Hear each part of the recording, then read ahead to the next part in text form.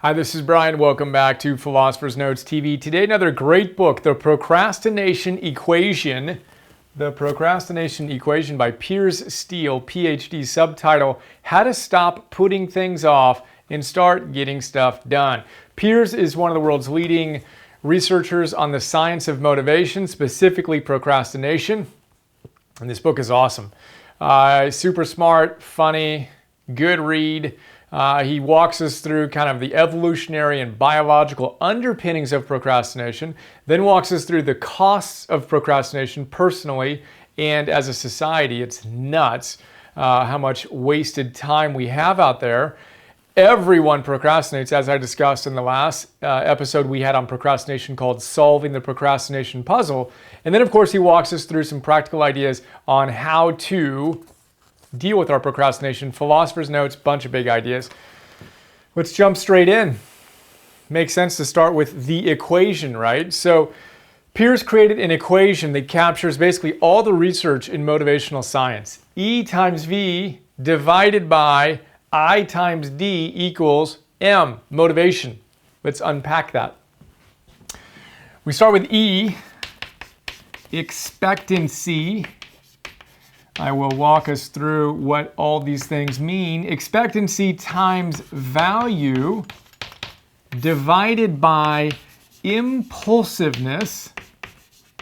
This is our number one thing we've got to deal with, impulsiveness times delay equals motivation. So, those mathematicians among us don't need me to tell you this, but for the rest of us, you want this to be very high and you want this to be low if you want to have a high level of motivation. So, expectancy, what does that mean? Expectancy means that you expect whatever it is you're working on to succeed. You have the ability, you have the confidence, the intense trust in yourself to create the outcome that you aspire to create. You can finish the project, you can write the book, you can do all these different things, you can build the business, whatever. You need high levels of self-efficacy and high resulting levels of self-expectancy if you want to have high motivation. So you take expectancy, then you times it by value. Value is what the scientists describe as your perceived meaning. If you value something, you're obviously more likely to engage in it. If you don't value something, you're more likely to find it boring. You're more likely to procrastinate. Your motivation will be lower. So we want to drive up our expectancy, our confidence in our ability to do what we say we want to do, and we want to really tie it to something meaningful. We want to increase the value. That's our numerator. Denominator, impulsiveness.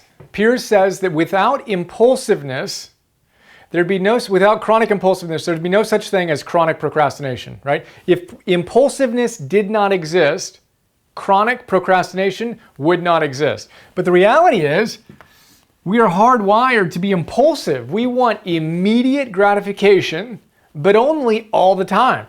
We want to feel good right now, and right now, and right now.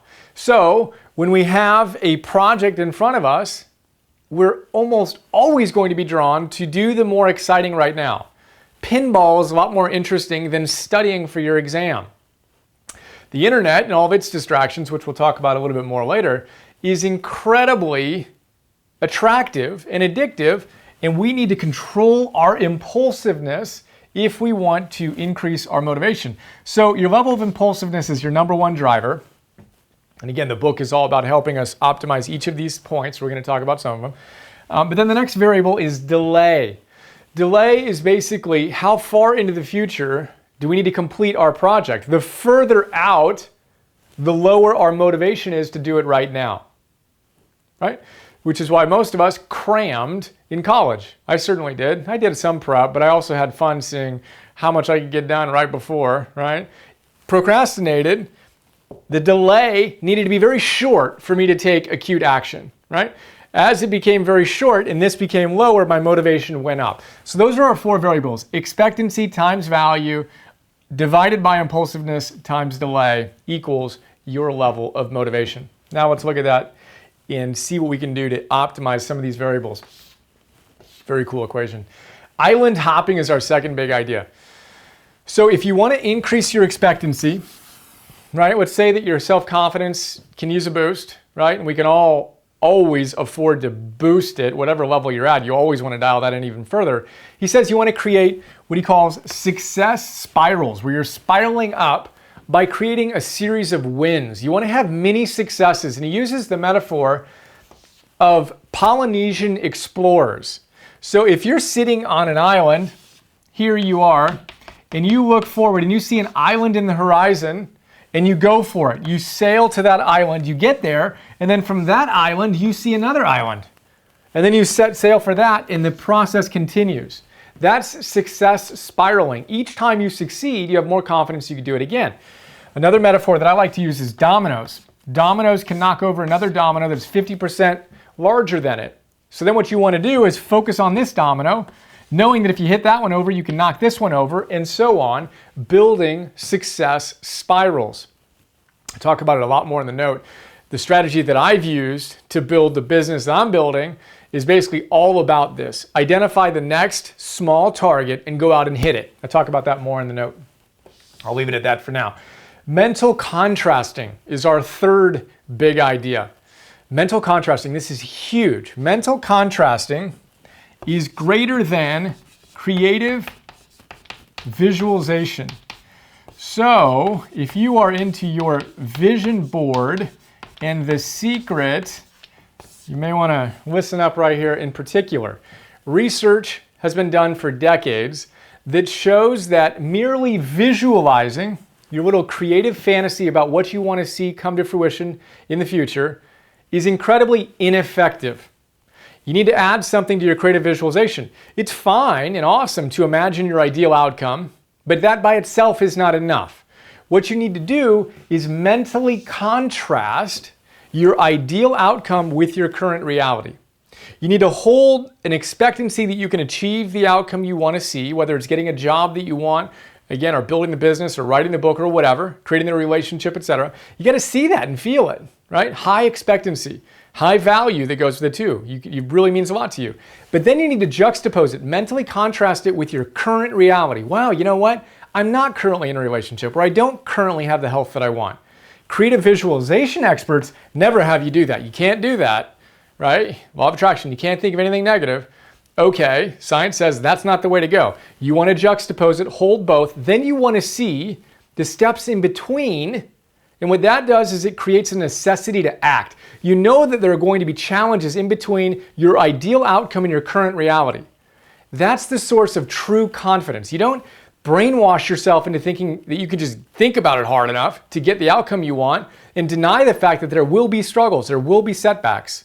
And in the note, I reference Heidi Grant Halverson, who we profiled in her great book, Succeed, where she talks about the fact that women who wanted to lose weight, the ones who thought that it would be easy and just imagine the ideal, lost a ton of weight less than the group that thought it would be hard. You want to have true confidence where you have your ideal, you believe you can get it, and you know you're starting from a place that's going to make it challenging to get there. Then you do the work required. A necessity to act is born that's really powerful. That's mental contrasting. Fourth big idea is a really cool one as well.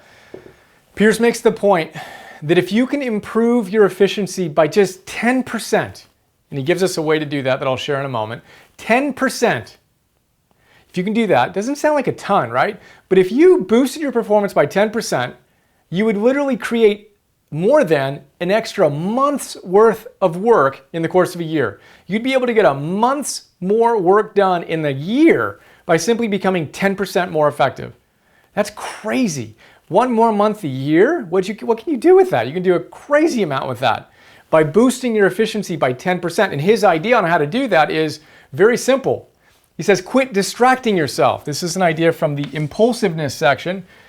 He says the number one thing that increases our impulsiveness, which decreases our motivation and increases our procrastination, is being distracted. He says, never before have we lived in a society that has so many distractions that are so attractive and so well marketed to us that we need to be really, really paying attention to deal with that. His number one tip is to remove the notifications on your emails. He says that alone will increase your productivity by 10%. Stop getting dinged every time you get a new email. Focus on your task. In the note, I talk about time blocking, which we talked about in The One Thing. Gary Keller calls that the power tool of productivity, to block out time where you're completely unplugged. No one can bother you and you go crush it. I've mentioned a number of times, that's what I do when I'm working on a note. No distractions, off, internet is off. When I'm doing this, I do the MP3, then I do the TV, then I do my micro classes in one chunk. 90 to 120 minutes of a time block. No way am I going to distract myself during that. If I had my email open, and right now it's going ding, I'm not gonna get a whole lot done. But I get into that, no distraction, don't allow impulsiveness to come in, and I get it done. So turn off the email notifications, turn off your push notifications. God forbid, right? You don't get notified instantaneously when every single thing is happening in your life. You might actually get something done, right? Go into airplane mode as often as you can. And remember, a 10% gain can result in a month more of activity in a given year. That's nuts. And I mentioned in the note too that I've mentioned a lot of things in the note in this episode, but it's crazy. This is why I'm so excited about these big ideas. Any one big idea can literally change your life if you implement it. And then when you aggregate all of them and you practice different ones, some will stick, some won't, the aggregate impact of that is mind-boggling. It's truly, truly mind-boggling as we have fun exploring these. That's our fourth big idea. The fifth one is goals. Goals are the number one way to deal with procrastination. If you want to increase your motivation, increase your goals. Have a clear sense of what you expect to see, have a clear sense of value around it. That's going to be the best way to help you accelerate. And then chunk it, create your islands. What you do when you chunk your goals is you remove the long-term delay. You take a huge project, you get really specific on what you want to do, then you break it down into small components, right? And then you create routines to execute against those goals. Those are the 3 steps he recommends. 1, specific goals. 2, you break them down into little incremental micro goals. And 3, you create routines, non-negotiable things that you do during your day, AKA systems that allow you to execute those small goals in pursuit of your big one, right?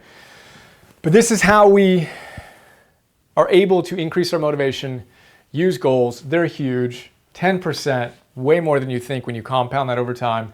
Mental contrasting beats creative visualization every time. Visualize your ideal, that's fine, but then contrast it with your current reality, see the challenges, and have a necessity to act. Get to action on what you want. Island hopping, AKA success spirals, AKA dominoes. Hit the next one over, and success will compound on itself. And then our equation, expectancy times value divided by impulsiveness times delay equals motivation. I hope you enjoyed. If you did, I think you'll love the book. And here's to taking action consistently, optimizing, actualizing our potential, and enjoying the process. All right, look forward to sharing more. Have another awesome day. See ya. Hi, this is Brian. I hope you enjoyed that PNTV episode. A lot of people don't know all the stuff I do beyond these free videos I share on YouTube. So I thought I'd do a quick video to give you an overview of our membership program that you can get access to and get a ton of other stuff. So here's a quick look. $10 a month, join the Optimal Living membership program. You get instant access to 250 Philosopher's Notes on some of the best Optimal Living books out there. Old school classics, positive psychology, modern stuff, mindfulness, peak performance, purpose, neuroscience, wealth, etc. And what you may not know is that in addition to the PNTV episodes, I create PDFs on all of these great books. So 6-page PDFs. Let's take a look at one of them. Joseph Campbell. You want to figure out how to live your hero's journey? Well, this is a great place to start. I basically pull out my favorite big ideas, riff on them, connect them to other books and other ideas, and help you apply this wisdom to your life today.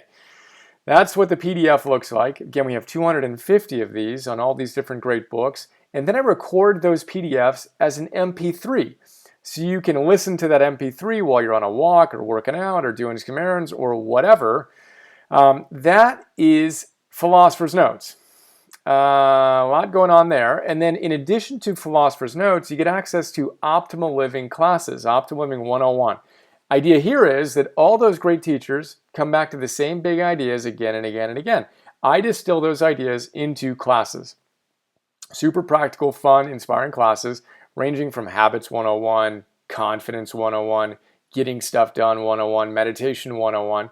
instant access to all those classes. And then future classes include Relationships 101, Energy 101, Purpose 101, Business, Goals, etc. Those are our full-length classes. And then I create micro classes, 2 to 3 to 5 minute little bursts of wisdom on my favorite great ideas from these great books across the domains that you want to optimize in your life. So we have dozens of these so far. I create 50 new micro classes every month and 10 new Philosopher's Notes every month for $10 a month. So we're blessed to have thousands of members who are enjoying the program and sharing some incredibly kind words with us. And super simple, $10 a month, cancel anytime. Would be honored to be a bigger part of your life. And I appreciate your support. And here's to optimizing and actualizing.